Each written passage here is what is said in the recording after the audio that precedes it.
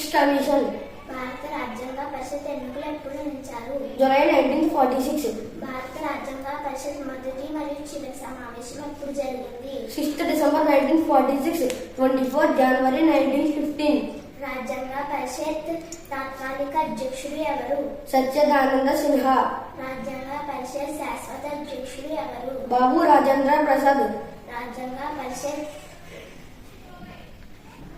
రాజ్యాంగ పరిషత్ మొత్తం సభ్యుల సంఖ్య 389.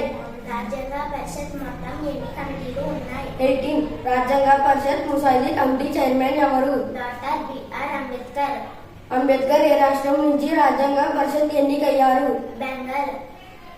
భారత రాజ్యాంగం రాయడానికి ఎన్ని రోజులు పట్టింది? 2 years 11 months 18 days. రాజ్యాంగ పరిషత్ ముసాయిదీ తయారీకి ఎన్ని రోజులు పట్టింది? 115 days. మన రాజ్యాంగ రూపకల్పన కోసం ఎన్ని దేశాలు రాజ్యాంగ పరిశీలించింది? 60 దేశాలు రాజ్యాంగాన్ని పరిశీలించింది. భారత రాజ్యాంగ రాయడానికి సుమారు ఎంత ఖర్చు అయింది? 64 లక్షలు అయింది. భారత రాజ్యాంగ రూపకల్పన కోసం ప్రధాన ఆధారం అయిన చట్టం ఏది? 1935 భారత ప్రభుత్వ చట్టం. My name is Mohana Lakshmi. My name is Poojaశ్రీ. రాజ్యాంగ సవరణ ఏ దేశ రాజ్యాంగం నుండి తీసుకున్నారు? దక్షిణాఫ్రికా. రాజ్యాంగం రాసినప్పుడు ఎన్ని ఆర్టికల్స్ ఉన్నాయి? 395. భారత రాజ్యాంగంలో ఎన్ని షెడ్యూల్స్ ఉన్నాయి? 12. భారత రాజ్యాంగం పరిషత్ చిహ్నం ఏమిటి? ఏనుగు. భారత రాజ్యాంగాన్ని ఐదవతంతో పోల్చింది ఎవరు? హెచ్వి కామత్. రాజ్యాంగ ప్రవేశిక ప్రకారం మన రాజ్యాంగాన్ని రాసింది ఎవరు? ప్రజలు.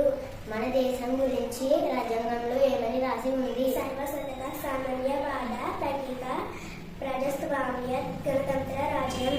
భారత రాజ్యాంగం పరిషత్ లేఖకుడు ఎవరు? ఎన్సి ముఖర్జీ. భారత రాజ్యాంగం గుర్తించిన భాషలు ఎన్ని? 22. భారత రాజ్యాంగం ఏ భాషలో రాయబడింది? భారత రాజ్యాంగం 2 భాషలో రాయబడింది. అవి హిందీ, ఇంగ్లీష్. రాజ్యాంగం పరిషత్ జాతీయ జెండాను ఎప్పుడు ఆమోదించింది?